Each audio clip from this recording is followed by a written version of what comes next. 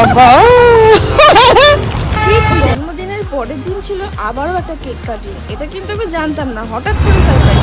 Happy birthday to you, happy birthday to you, happy birthday dear Megha mango, happy birthday to you. খাওয়ার নাতে এসেছিলাম স্পেন্সারে খাবার খেতে। ভাবো কি খাবার হতে পারে, গেস করো তো দেখি। আটা ময়দা নাকি তেল? এদের দিকে এখান থেকে কি খেতে পারে তোমরাই কমেন্টস করে জানিও। তারপরে ছিল একটা ভীষণ ইন্টারেস্টিং পার্ট, গিফট আনবক্সিং। এটা তো খুবই মজার লাগে আমার। তো তারপরেই খাবার এখানে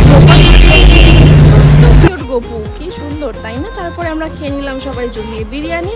আর বিরিয়ানির সাথে লঙ্কাটা তো মাস্ট খেতেই হয়। তোমরা কারা খাও অবশ্যই জানিও। তো আজকের মতো ভিডিওটা এখানে শেষ করছি। বাই।